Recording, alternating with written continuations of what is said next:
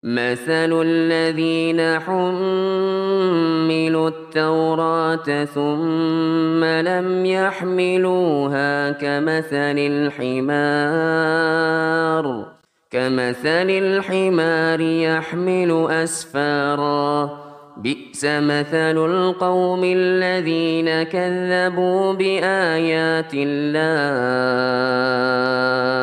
والله لا يهدي القوم الظالمين. Warahmatullahi wabarakatuh.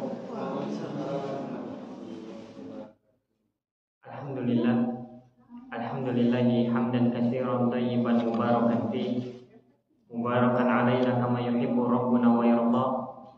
Asyhadu an la ilaha illallah wahdahu la syarika lah wa asyhadu anna Muhammadan abduhu wa rasuluh sallallahu alaihi wa ala alihi wa ashabihi wa tabi'in wa tabi'in tabi'in wa man tabi'ahum bi ihsanin ila yaumiddin. Qala Allah tabaraka wa ta'ala fil Qur'anil Karim, ya ayyuhalladzina amanu taqullaha haqqa tuqatih wa la tamutunna illa wa antum muslimun. Amma ba'd. Alhamdulillah, kita bersyukur kepada Allah Subhanahu wa taala. Di sore hari yang berbahagia ini Allah Subhanahu wa taala memberikan taufik dan bimbingannya, juga masih melimpahkan kepada kita nikmatnya yang sangat berharga sekali, nikmat Islam, nikmat iman, nikmat kemudahan untuk bisa duduk di majelis ilmu. Alhamdulillah, kita masih dalam tafsir surah Al-Fatihah.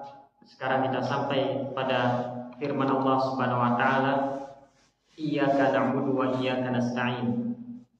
Setelah pada pertemuan yang lalu kita menjelaskan terkait dengan ayat-ayat sebelumnya, kemudian di ayat yang kelima ini Allah Subhanahu wa taala berfirman di dalam surah Al-Fatihah, iyyaka na'budu wa iyyaka nasta'in, di mana ini merupakan sebuah ikrar dari seorang hamba, di mana ini merupakan sebuah ikrar pengakuan dari kita bahwasanya kita benar-benar beribadah hanya kepada Allah Subhanahu wa taala dan meminta pertolongan hanya kepadanya.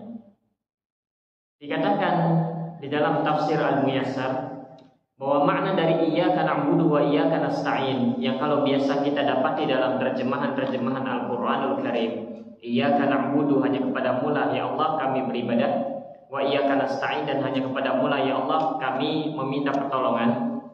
Maknanya adalah inna nakhussuka wahdaka bil ibadah. Sesungguhnya kami mengkhususkan Engkau wahai Rabbku dengan ibadah. Wa nasta'inu bika wahdaka fi jami'i umurina. Dan kami meminta pertolongan hanya kepadamu fi jami'i umurina, pada setiap perkara, pada setiap urusan kami. Fal amru kulluhu biyadik. Bahwa yang namanya urusan kita ini semuanya ada di tanganmu. La yamliku minhu ahadun mithqala dzarrah. Tidak ada seorang pun yang dia mampu menguasai urusannya sendiri. Tidak ada seorang pun yang dia bisa mengerjakan sesuatu, melakukan sesuatu di luar kehendak Allah Subhanahu wa taala. Di sini seorang hamba ketika dia membaca firman Allah Subhanahu wa taala, iyyaka na'budu wa iyyaka nasta'in ini, pada hakikatnya dia sedang mengikrarkan dirinya di hadapan Rabbul Alamin. Dia mengakui, dia mengatakan kepada Allah Subhanahu wa taala bahwasanya ibadahnya hanya untuk Allah Subhanahu wa taala. Bahwasanya dia hanya meminta pertolongan kepada Allah Subhanahu wa taala. Pertanyaannya, kenapa seorang hamba mengatakan, kenapa seorang hamba mengikrarkan bahwa dia beribadahnya kepada Allah dan dia hanya meminta pertolongan kepada Allah? Mengapa mesti untuk diikrarkan? Mengapa mesti untuk dikatakan? Maka jawabannya adalah karena Allah Subhanahu wa taala yang memberikan nikmat kepada kita.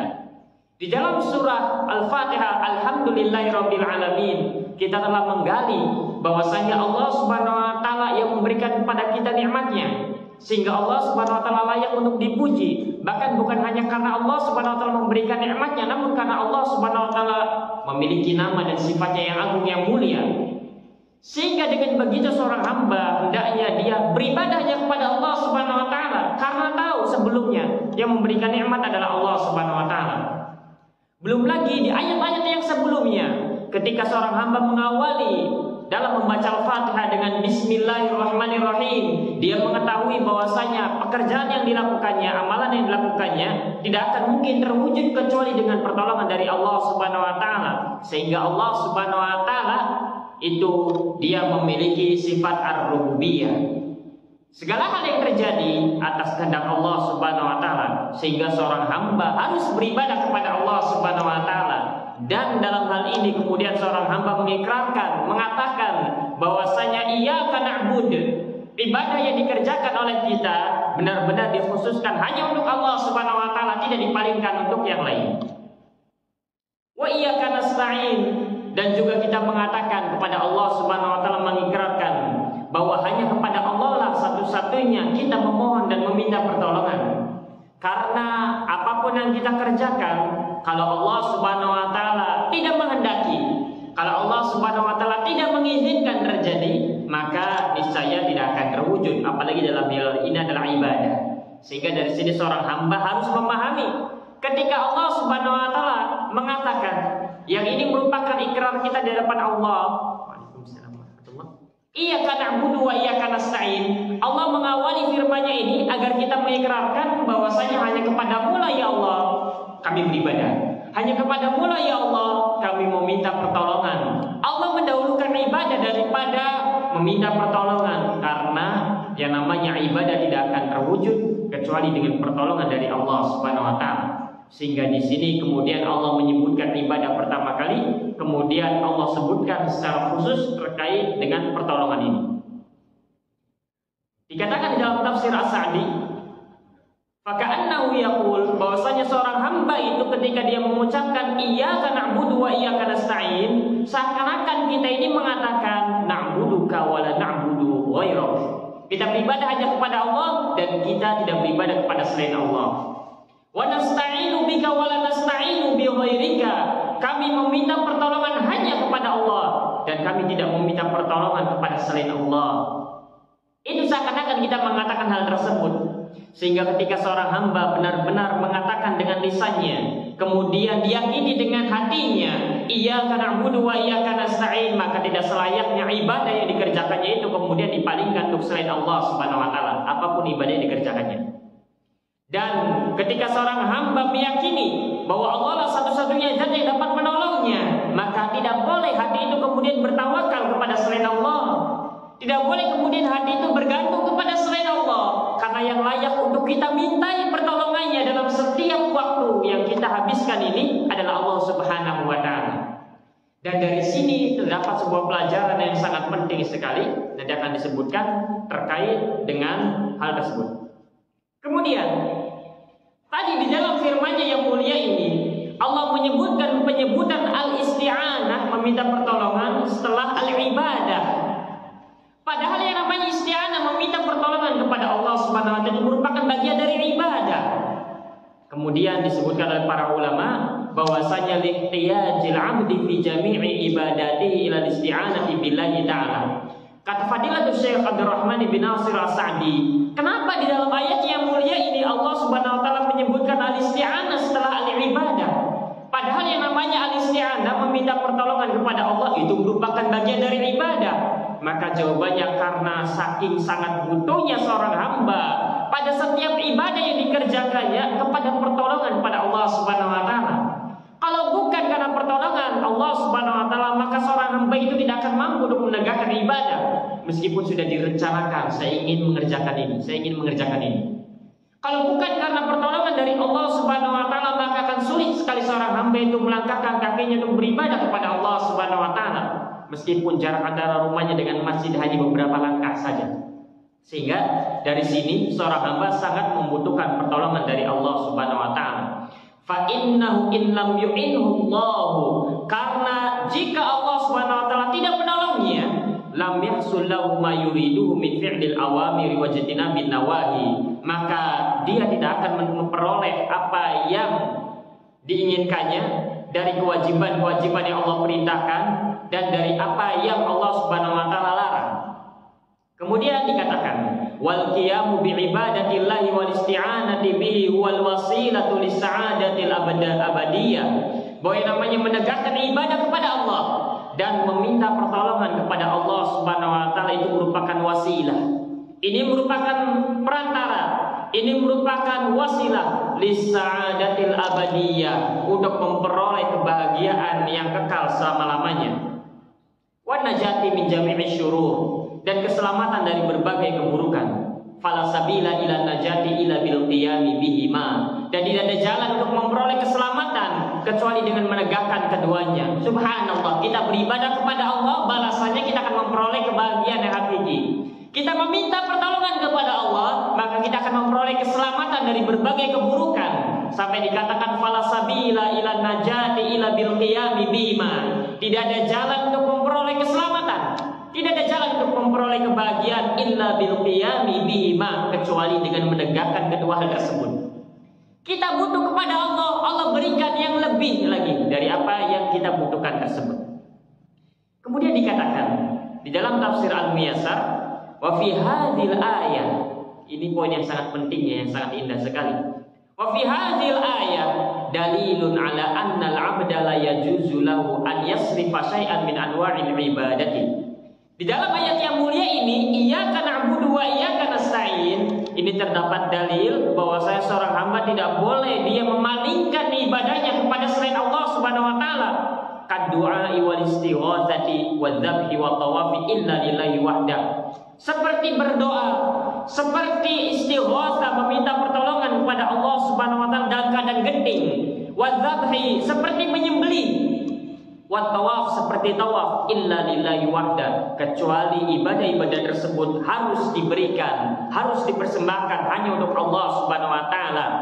Kemudian di paragraf yang terakhir, kalau kita melihat kepada tafsir Al-Muyassarnya, wa fiha shifaa'un wa fiha shifaa'ul qulubi min da'i ta'alluqi bi ghairillah.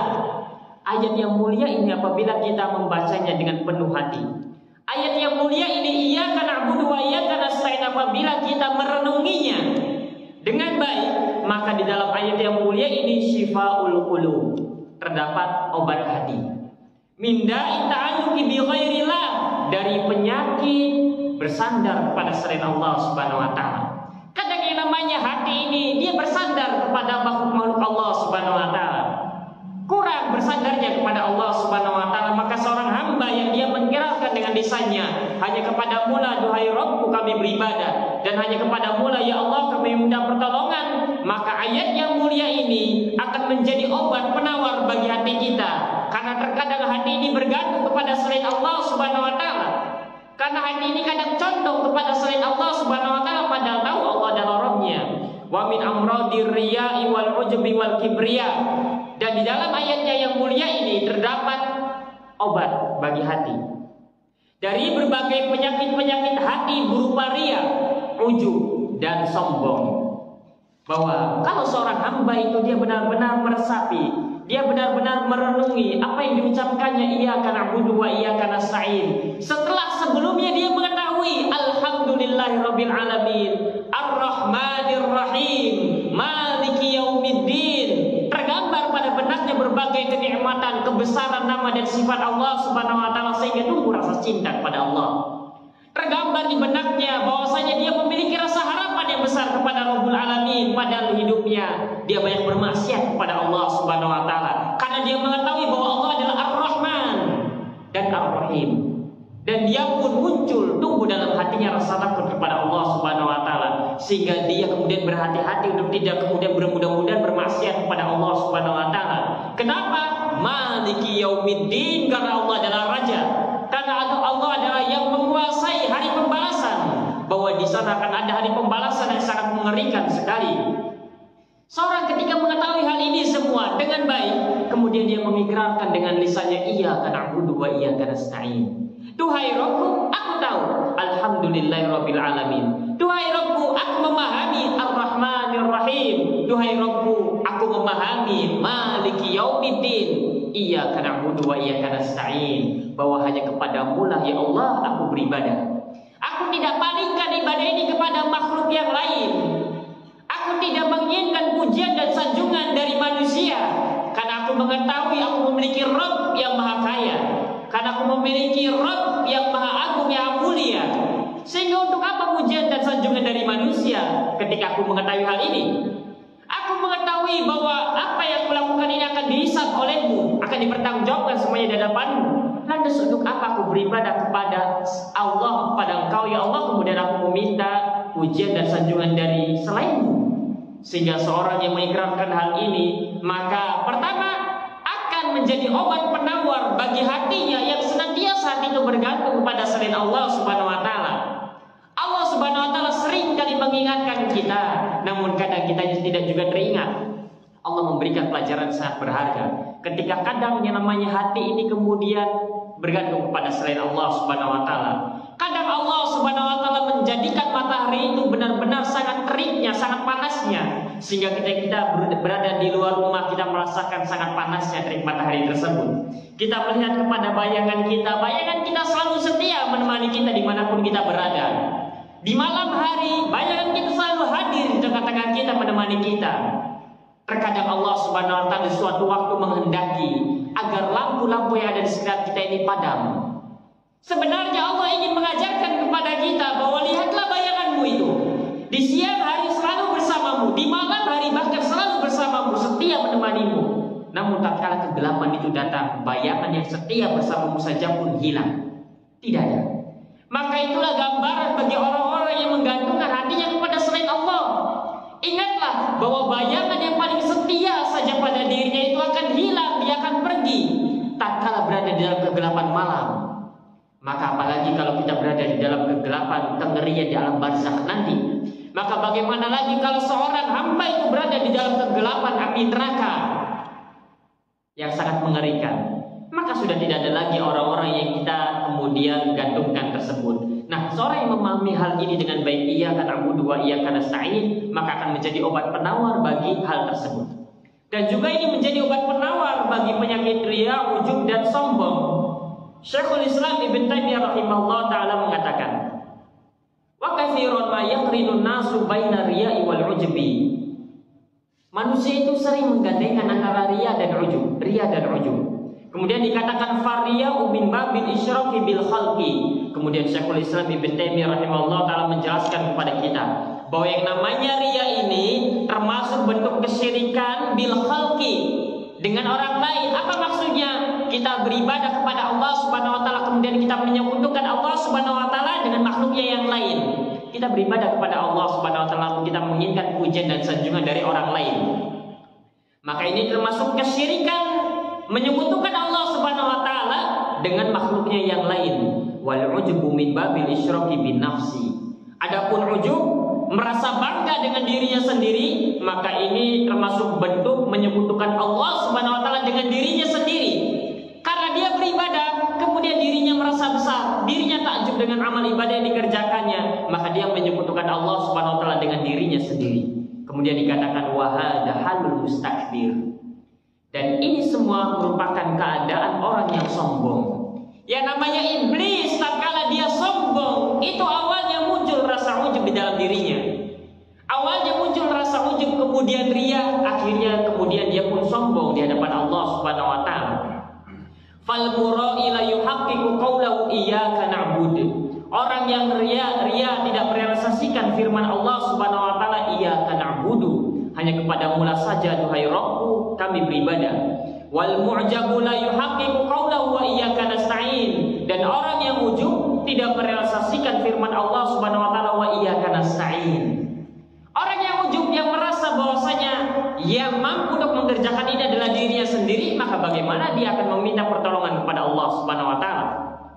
Faman haqqaqa qawlahu iyyaka na'budu kharaja 'anir riya. Maka siapa yang merealisasikan firman Allah Subhanahu wa taala, memahami dengan baik, merenungi makna dari firman Allah iyyaka na'bud, kharaja 'anir riya, maka ia akan terbebas dari yang namanya sifat riya. Wa man haqqaqa qawlahu wa iyyaka nasta'in kharaja 'anil i'jab. Dan siapa yang merealisasikan firman Allah Subhanahu wa taala wa iyyaka nasta'in, maka ia akan terlepas, akan keluar dari namanya sifat ujub. Kemudian Syekhul Islam Ibn Taimiyah rahimahullah taala mengingatkan dengan sebuah hadis bahwasanya wa fil haditsil ma'rufi thalathun muhlikatun syuhhun muta'un wa huwa muttaba'un wa ijabul mar'i bi nafsihi. Di dalam sebuah hadis disebutkan bahwasanya salasun muhlikatun, ada 3 hal yang dapat membinasakan. Yang pertama syuhun muta'un, rasa pelit, rasa bakhil, rasa kikir yang diikuti, yang ditaati. Wa hawan muttaba'un, dan yang kedua hawa nafsu yang diikuti. Wa i'jabul mar'i bi nafsihi, dan seorang ujub terhadap dirinya sendiri. Ini apa yang disebutkan oleh Syekhul Islam Ibnu Taimiyah rahimahullah taala, bahwasanya yang namanya iyyaka na'budu wa iyyaka nasta'in ini, kalau seorang memahaminya dengan baik, maka ini dapat maka akan dapat menyelamatkannya dari yang namanya sifat riya dan ujub. Dari sini ikhwani fiddin azakumullah, hal yang sedang kita bahas ini kaitannya dengan hati. Seorang hamba meskipun dia tidak memiliki amalan yang banyak dari anggota tubuhnya, namun apabila dia membenahi hatinya, maka insya Allah dia akan memperoleh yang namanya kebahagiaan. Allah Subhanahu wa taala di dalam surat Asy-Syu'ara ayat 88 hingga 89 menyampaikan kepada kita. Allah Subhanahu wa taala berfirman, "Yauma la yanfa'u malun wala banun illa man atallaha biqalbin salim." Allah Subhanahu wa taala berfirman dalam surat Asy-Syu'ara ayat 88 sampai 89, "Yauma la yanfa'u malun wala banun." Ingatlah, pada hari tidak lagi bermanfaat.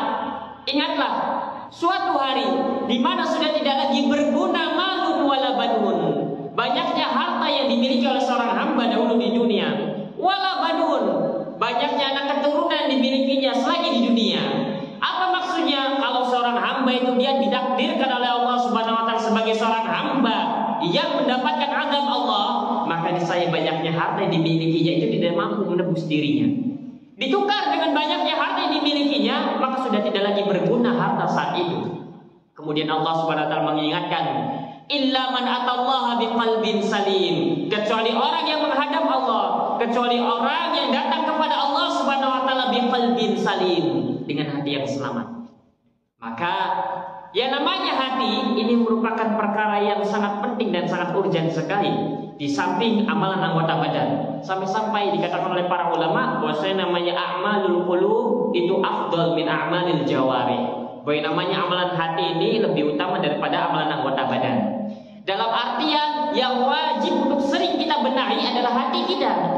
Bukan berarti kemudian kita meninggalkan amalan anggota badan. Sudahlah, tidak perlu sholat lagi, yang penting hatinya. Sudahlah, tidak perlu berpuasa lagi, yang penting hatinya. Bukan begitu. Namun yang perlu untuk kita koreksi setiap waktunya adalah hati kita. Allah Subhanahu wa taala menyebutkan di dalam firman-Nya tadi bahwasanya orang-orang yang mendapatkan kebahagiaan, orang-orang yang mendapatkan kemudian dia kenikmatan yang hakiki adalah orang yang datang kepada Allah Subhanahu wa taala biqalbin salim, dengan hati yang selamat. Apa itu qalbun salim? Disebutkan oleh para ulama bahwa yang namanya qalbun salim adalah hati yang bersih dari noda-noda kesyirikan. Qalbun salim adalah hati yang bersih dari yang namanya kekufuran dan kemunafikan. Qalbun salim adalah hati yang bersih dari noda-noda kemaksiatan. Inilah dia.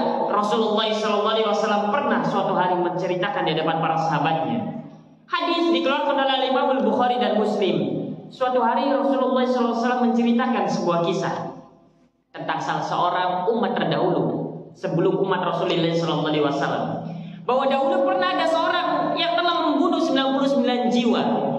Kemudian dia ingin bertobat kepada Allah Subhanahu wa taala, namun dia tidak mengetahui bagaimana caranya bertobat kepada Allah Subhanahu wa taala. Lalu dia pun bertanya kepada manusia di zamannya. Fasa'ala an rajulin, dia pun bertanya tentang seorang, fasa'ala an a'lamil ardi, dia bertanya tentang seorang yang paling alim di muka bumi saat itu. Kemudian ditunjukilah kepada seorang rohib, seorang ahli ibadah. Maka sang pembunuh 99 jiwa ini bertanya kepada rohib, apakah masih ada kesempatan dirinya untuk bisa bertobat? Apakah masih ada kesempatan untuk dia mendapatkan taubat, dia mendapatkan ampunan Allah? Kemudian sang rohib ini mengatakanlah, tidak ada taubat bagimu. Engkau sudah membunuh 99 jiwa, enak saja ingin taubat. Tidak ada. Akhirnya sudah tanggung, dibunuh, menjadi genaplah 100.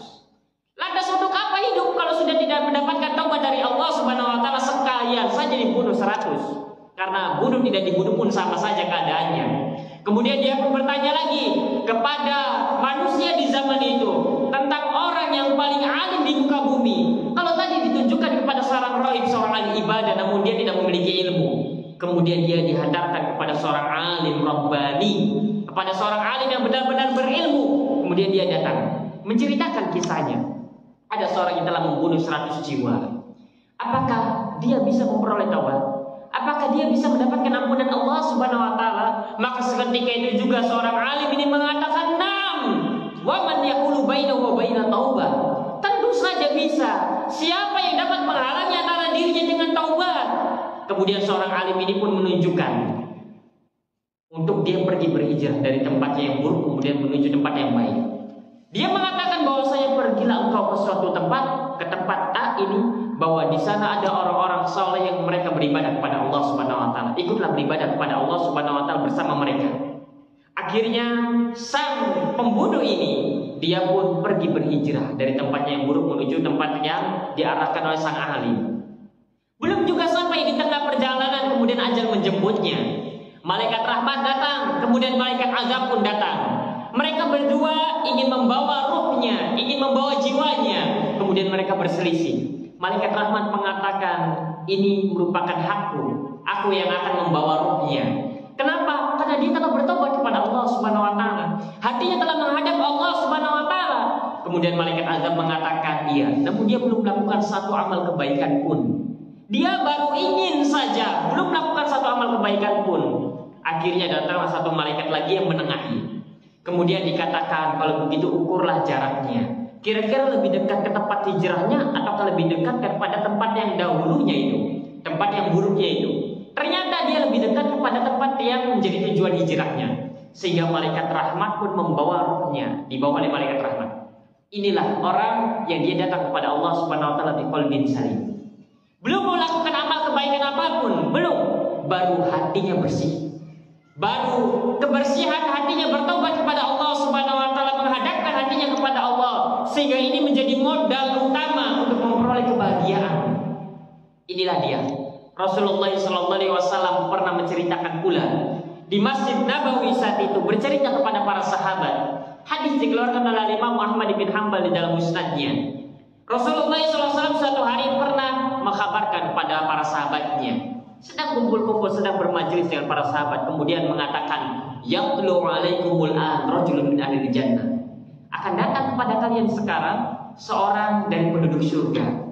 Tiba-tiba muncullah salah seorang di depan pintu Masjid Nabawi, ingin masuk ke Masjid Nabawi. Dalam kondisi masih basah, bekas wudu itu yang masih menempel di janggutnya belum hilang. Tangan kiri membawa sendalnya. Kemudian dia duduk. Keesokan harinya Rasul mengatakan lagi, yatlu alaikumul an rajulun min ahli jannah. Akan datang sekarang seorang penduduk surga, salah seorang dari penduduk surga. Ternyata orang yang sama, orang itu lagi dalam keadaan yang sama, wajah masih terbasahi dengan bekas wudunya. Tangan kiri sambil membawa sendalnya ingin masuk ke Masjid Nabawi. Sampai ketiga kali Rasulullah mengatakan, yatlu alaikumul an rajulun min ahli jannah. Orang itu lagi. Kemudian sahabat yang mulia Abdullah ibn Amr ibn As radhiyallahu taala anhu penasaran, punya amalan apa ini orang?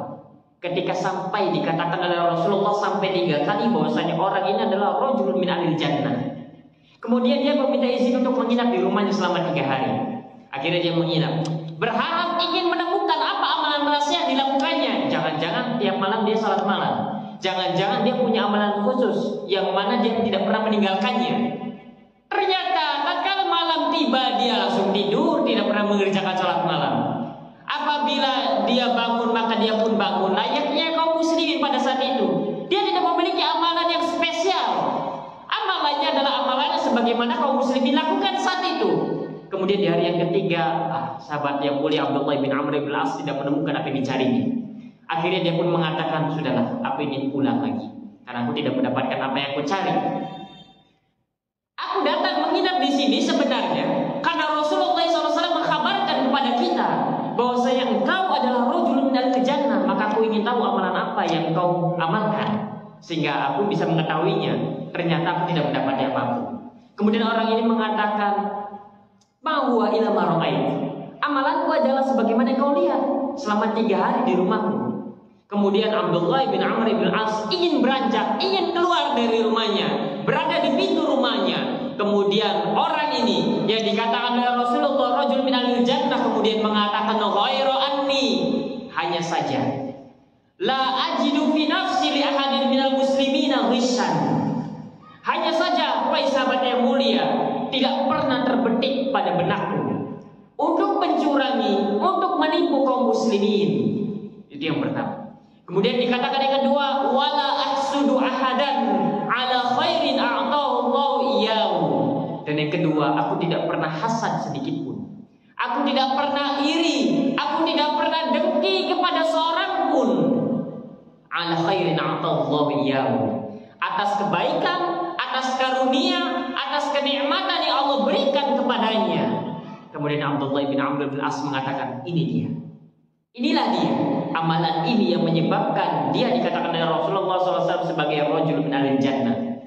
Jangankan mencurangi kaum muslimin, jangankan menipu kaum muslimin, terbetik saja tidak.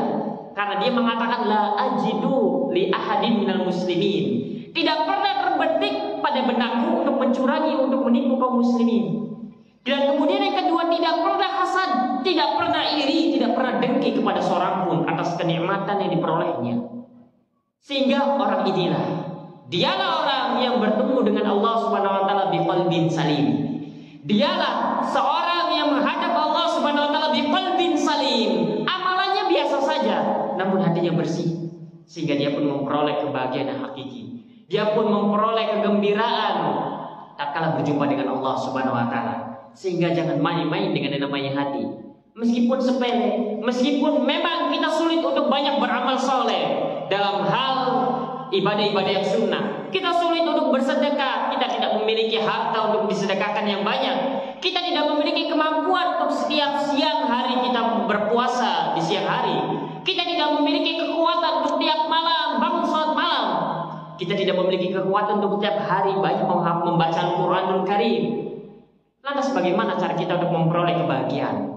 Kita masih memiliki satu kesempatan lagi, yaitu berusaha untuk memperbaiki hati, berusaha untuk mensucikan hati ini. Jangan sampai ada noda riya, jangan sampai ada noda ujub, jangan sampai ada noda sum'ah, jangan sampai ada noda-noda kesyirikan, ada noda-noda iri, dengki, hasad dan seterusnya. Karena ini akan mempersulit diri kita kelak. Dan dikatakan oleh Al-Imam Ibnu Rajab Al-Hanbali memberikan sebuah faedah yang sangat indah sekali yang berkaitan dengan hati.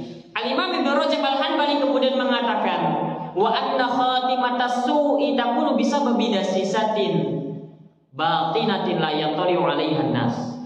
Bahwasanya yang namanya su'ul khatimah itu terjadi akibat penyakit hati yang ada di dalam hati kita. Kotoran-kotoran yang berada di dalam batin kita, la yaqtari'u 'alaiha nas, yang tidak terlihat, yang tidak nampak di hadapan manusia. Sehingga dari sini penyebab su'ul khotimah adalah jeleknya hati. Penyebab su'ul khotimah adalah kotornya hati. Dan dari sini pula difahami bahwasanya penyebab seorang itu mendapatkan husnul khotimah adalah sucinya hati. Penyebab seorang itu mendapatkan husnul khotimah adalah bersihnya hatinya. Maka dari itu Allah Subhanahu wa taala mengatakan illa man atallaha biqalbin salim. Kecuali yang datang kepada Allah Subhanahu wa taala dengan hati yang selamat, dengan hati yang bersih. Maka dari sini kita mendapati sebuah pelajaran yang sangat penting, yang sangat indah sekali, bahwa yang namanya keikhlasan itu bukan perkara yang mudah. Kenapa? Karena balasannya adalah kebahagiaan yang hakiki. Karena balasannya adalah surga Allah Subhanahu wa taala. Maka dari itu para ulama, di antaranya Yusuf Ibnu Husain Ar-Razi mengatakan, a'azzu syai'in fid dunya al-ikhlas. Perkara yang paling berat di dunia ini adalah ikhlas. Wa kam ajtahidu fi isqati riya'i an qalbi wa ka'annahu yanbutu fi 'ala launin akhar. Betapa sering aku bersungguh-sungguh untuk menghilangkan riya dari dalam hatiku. Wa ka'annahu yanbutu fi 'ala launin akhar. Namun ternyata riya itu muncul dalam bentuk yang lain lagi, dari dalam warna yang lain lagi. Sehingga kadang dari sini seorang hamba dia tidak merasa riya, padahal amalan yang dilakukannya adalah riya. Sehingga dari sini seorang hamba tidak merasa bahwa dia itu sedang ujub, padahal sebenarnya apa yang dilakukannya itu merupakan perbuatan ujub. Sehingga dari sini yang harus diperhatikan adalah untuk senantiasa mengevaluasi diri kita. Siapa yang tahu orang yang sedang berbicara di hadapan ini dia benar-benar ikhlas karena Allah? Tidak ada yang tahu. Karena namanya kesyirikan ini, Yang namanya riya merupakan kesyirikan. Yang namanya sum'ah merupakan kesyirikan. Yang namanya ujub merupakan kesyirikan. Meskipun bukan syirik akbar. Yang namanya syirik asghar ini sampai disifati oleh Rasulullah SAW sebagai asyirkul khafi, syirik yang tersembunyi. Karena namanya syirik-syirik semacam ini masuk ke dalam hati seorang hamba sangat lembut sekali, bahkan lebih lembut daripada yang namanya kapas, bahkan sangat tidak terasa sekali, sampai-sampai disifati oleh sebagian para ulama bahwa yang namanya syirik asghar ini, yang namanya syirik khafi ini, yang namanya riya ini masuk ke dalam hati seorang hamba lebih lembut daripada langkah kaki semut hitam yang berjalan di atas batu hitam dalam kegelapan malam. Saking lembutnya. Sehingga terkadang seorang merasa bahwa apa yang dilakukannya itu ikhlas karena Allah, mengharapkan wajah Allah, menggebu-gebu sampai meneteskan air mata. Padahal iblis membisikkannya. Padahal iblis kemudian membuat jerat-jeratnya. Keluar dari itu semua muncul rasa bangga. Masya Allah, ucapanku sangat menyentuh. Kemudian dia mengharapkan pujian. Bukan saat itu memang, namun ketika setelah itu dia tidak mendapatkan pujian, hatinya bersedih. Maka hati-hati, bahwa yang namanya syirik ini sangat lembut sekali dan sangat halus sekali masuk ke dalam hati kita. Al-Imam Sufyan Ats-Tsauri sampai mengatakan, "Ma'alajtu syai'an asyadda 'alayya min niyyati." Tidak ada sesuatu pun yang sulit untuk engkau obati kecuali niatku ini. Li'anna tataqallabu 'alayya, karena namanya niat ini senantiasa berbolak-balik di dalam hatiku. Kadang ikhlas, kadang ada rasa ingin dipuji, kadang ada rasa ingin dianggap, kadang ada rasa ingin didengar dan lain sebagainya. Sehingga seorang hamba harus memperhatikan hatinya tersebut. Jangan sampai kemudian dia kecolongan dari tipu daya dan jerat iblis. Dikatakan oleh Abu Malik kepada Abu Ayyub, menasihati. Seorang yang saleh mengatakan, Abu Malik, "Kam min rajulin yara annahu qad aslaha sya'nahu." Betapa banyak manusia, betapa banyak seorang itu menganggap bahwasanya dia telah memperbaiki ibadahnya. Qad aslaha qurbanahu, dia memperbaiki amalannya. Qad aslaha himmatahu, dia telah memperbaiki niatnya. Qad aslaha amalahu, dia telah memperbaiki amal ibadahnya. Yujma'u dzalika yaumal qiyamah, tsumma yudrabu bihi wajhuhu. Namun siapa sangka tatkala di hari kiamat Allah Subhanahu wa taala kumpulkan itu semua, kemudian Allah campakkan, Allah lemparkan ke wajahnya. Kita menganggap bahwa kita telah memperbaiki niat kita. Kita menganggap bahwa kita telah memperbaiki amalan ibadah kita. Kita menganggap bahwa kita telah memberikan yang terbaik kepada Allah Subhanahu wa taala. Namun siapa yang sangka, khawatir kita ini kalau nanti di hari kiamat ternyata Allah mencampakkan itu semua di hadapan wajah kita. Kenapa? Karena tidak ikhlas. Karena ada riya terselubung di dalam hati kita. Karena ada yang namanya ujub yang terselubung di dalam hati kita. Karena ada yang namanya sum'ah yang terselubung di dalam hati kita. Ya memang saat itu ikhlas kepada Allah Subhanahu wa taala. Yang namanya niat itu mesti dijaga dalam 3 hal. Sebelum beramal harus dijaga untuk senantiasa ikhlas. Dan saat beramal mesti untuk dijaga ikhlas karena Allah. Dan jangan lupa, saat setelah beribadah pun harus dijaga benar-benar ikhlas karena Allah Subhanahu wa taala. Sehingga 3 hal ini mesti untuk diperhatikan selalu. Sebelum beramal, saat beramal, dan setelah beramal. Sampai kapan dijaganya? Sampai kapan kita harus memperhatikan hati kita agar selalu ikhlas? Coba hingga berjumpa dengan Allah Subhanahu wa taala. Karena bisa jadi ibadah yang kita kerjakan 10 tahun yang lalu ternyata gugur. Kenapa? Karena sekarang kita mengungkit-ungkitnya, ingin disebut-sebut, ingin ini, ingin itu, dan lain sebagainya. Dan ini pula yang namanya penyakit riya ini dikatakan oleh Rasulullah SAW bahwasanya Rasulullah SAW pernah mengkhabarkan kepada para sahabat, "Ala ukhbirukum bima huwa akhwafu alaikum indi minal masihid dajjal." Mau aku kabarkan kepada kalian satu hal yang lebih aku takutkan menimpa kalian daripada fitnahnya Al-Masih Ad-Dajjal. Rasulullah SAW di sana ingin memberikan sesuatu, ingin memberitahukan sesuatu yang lebih Rasul takutkan menimpa umatnya daripada fitnah Dajjal.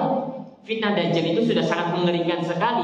Ternyata ada yang lebih mengerikan daripada fitnah Dajjal. Kemudian dikatakan oleh para sahabat, "Bala, tentu wahai Rasulullah." Kemudian Rasulullah mengatakan, "Asyirkul khafi." Syirik yang tersembunyi inilah yang lebih ditakutkan oleh Rasulullah SAW daripada fitnahnya Dajjal. Meskipun Dajjal sudah sangat mengerikan fitnahnya, sampai-sampai orang yang beriman nanti saat itu sampai mengikat anggota keluarganya, benar-benar diikat di tiang-tiang rumahnya. Kenapa? Agar jangan sampai mereka melihat Dajjal. Karena bagaimana tidak, apa yang dilakukan Dajjal ini sangat luar biasa kekuatannya, sehingga manusia banyak yang tertipu. Kalau sekarang saja orang-orang memiliki keahlian, kita sudah banyak tertipu, apalagi nanti Dajjal. Ketika Dajjal mengatakan kepada tanah yang tandusnya kemarau, hijaulah, kemudian tiba-tiba hijau, bagaimana seorang itu tidak terfitnah? Dan seterusnya. Kemudian Rasulullah SAW mengatakan bahwa di sana ada yang lebih ditakuti daripada Dajjal oleh Rasulullah. Apa itu? Asyirkul khafi. Kemudian Rasulullah SAW mencontohkan, an yaqumar rajulu yusolli, seseorang dia sholat, fayuzayyinu sholatahu, kemudian dia membagus-baguskan sholatnya. Dia memperindah sholatnya, membagus-baguskan sholatnya, bukan karena untuk Allah Subhanahu Wa Taala. Kenapa dia memperindah, membagus-baguskan sholatnya tersebut? Lima yara min nadhari rajulin, karena dia tahu ada seorang yang sedang melihatnya sedang sholat, maka dia memperindah, memperbagus sholatnya. Kalau seseorang memperindah, memperbagus sholatnya karena Allah, maka itulah yang diharapkan.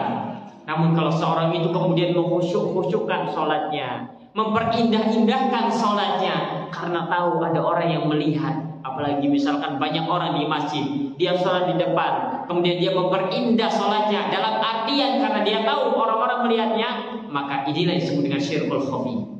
Sehingga bagaimana jalan keluarnya agar kita bisa terbebas dari ini? Sudah ya sekalian, tidak usah sholat sekalian, bukan begitu. Namun yang perlu dihadirkan adalah kita memperindah sholat kita memperbagus sholat kita ini untuk Allah Subhanahu Wa Taala, bukan untuk makhluknya. Kemudian terakhir yang disampaikan adalah bahwasanya yang namanya apa yang kita sebutkan ini itu merupakan amalan hati, sehingga tidak boleh seorang pun dari kita kemudian untuk menghukumi saudaranya, wah si fulan ria, si fulan sum'ah, si fulan ujub dan lain sebagainya. Begitu. Ketika ada seorang yang kemudian dia terang-terangan beramal ibadah, terang-terangan misalkan di depan manusia dia bersedekah, terang-terangan di depan manusia dia membaca Al-Quran dengan suara kencang. Tadi ketika tidak ada orang bacanya pelan, ketika banyak orang kemudian dikencangkan. Apa maksudnya? Jangan kemudian kita menuduh bahwa orang ini sum'ah, jangan kemudian kita menuduh bahwa orang ini ria. Karena yang namanya saudara kita ini merupakan ujian bagi diri kita, ujian bagi diri kita. Kenapa? Karena ketika itu kemudian iblis masuk, iblis kemudian memberikan talbisnya kepada kita. Itu lihat tuh, si fulan itu ria. Kadang begitu mancing kepada kita. Sehingga dari sini jangan sampai kemudian kita menyibukkan diri kita dengan saudara kita yang beramal soleh. Berikanlah uzur kepada mereka, berikanlah prasangka baik kepada mereka. Kalau mereka beramal ibadah, maka kita jadikan itu sebagai tauladan dan contoh. Kenapa saya tidak bisa sepertinya? Bukan malah mengatakan, wah ria ini dasar, wah ini dasar, ini dipuji dan lain sebagainya. Al-Imam Makhul pernah suatu hari mengatakan, seorang tabi'in mengatakan, ra'aitu rajulan yusalli, aku pernah melihat seorang sedang sholat, wa kullama raka'a wa sajada baka. Saat ruku dan sujud dia menangis. Bayangkan, aku pernah melihat ada orang sholat, tiba-tiba ada orang sholat misalkan di depan kita, setiap kali ruku dan sujud meneteskan air mata. Kemudian fattahamtuhu annahu yura'i bimukai. Kemudian Al-Imam Makhul ini mengatakan, wah ini orang mengerjakan ini karena ria. Karena ria ini dipuji dengan tangisannya untuk dikatakan bahwa dia adalah orang yang khusyuk, orang yang masya Allah. Kemudian apa yang terjadi? Fakurintul buka sanatan. Aku pun diharamkan oleh Allah Subhanahu Wa Taala untuk bisa meneteskan air mata selama 1 tahun penuh. Karena menuduh orang ini yang sedang sholat dalam keadaan menangis ini ria. Sehingga dari sini kalau kita melihat orang ini begini, maka jangan kemudian mengatakan, wah dasar ria, dasar sum'ah. Kenapa? Karena kita tidak mengetahui apa isi hatinya. Karena kita tidak mengetahui apa yang ada di dalam lubuk hatinya. Jangan-jangan ketika kita menuduh orang ini ria, kita menandingi Allah Subhanahu Wa Taala. Karena yang mengetahui isi hati adalah Allah Subhanahu Wa Taala. Maka dari sini latihlah diri kita untuk senantiasa berhusnudzon kepada amal ibadah yang dikerjakan oleh sahabat kita, oleh saudara kita. Ketika dia banyak beramal soleh, ketika dia sedang menceritakan ibadahnya, jadikanlah itu sebagai tauladan dan contoh. Jadikanlah itu sebagai pelecut motivasi kita agar bisa sepertinya. Jangan kemudian menganggap bahwa dia ria. Dan ini merupakan pelajaran yang mesti untuk kita perhatikan. Betapa banyak dari kita kadang menganggap bahwa saudara kita yang beramal soleh ini ria, padahal kita tidak mengetahui isi hatinya. Kenapa? Karena ini merupakan di antara talbis iblis bagi kita. Karena orang lain itu merupakan ujian bagi kita. Apakah kita akan berprasangka baik ataukah kita akan berprasangka buruk kepadanya? Ketika kita berprasangka buruk kepadanya, seolah-olah kita mengetahui isi hatinya, tandanya kita sedang menandingi Rabbul Alamin, karena yang mengetahui isi hatinya adalah Allah Subhanahu wa Ta'ala. Lantas bagaimana kita bisa mengetahui ini ria? Taruhlah kalau 99% kelihatannya benar-benar ria, masih ada 1% kemungkinan itu ikhlas karena Allah dan kita tidak mengetahuinya. Sehingga cukuplah untuk memperhatikan diri kita sendiri. Urusan hati, perhatikan diri kita sendiri. Apa yang dilakukan oleh orang lain, anggaplah dia ikhlas karena Allah Subhanahu wa Ta'ala. Jadikan itu sebagai motivasi hidup kita. Dengan demikian kita akan bersih hati kita. Kadang seorang itu sibuk hatinya untuk menyibukkan dirinya, menilai orang lain, dan akhirnya inilah yang menyebabkan hatinya berkarat. Bahkan kemudian dia sulit untuk merasakan ketenangan dalam beribadah kepada Allah Subhanahu wa Ta'ala. Ini mungkin demikian yang bisa kita sampaikan pada pertemuan di sore hari ini terkait dengan tafsir singkat terkait dengan Iyyaka na'budu wa iyyaka nasta'in. Semoga yang sedikit ini bermanfaat khususnya untuk diri saya pribadi, dan semoga apa yang kita lakukan saat ini Allah jadikan amalan kita ini ikhlas karena mengharapkan wajahnya dan menjadi bekal kita guna berjumpa dengan Allah Subhanahu wa Ta'ala.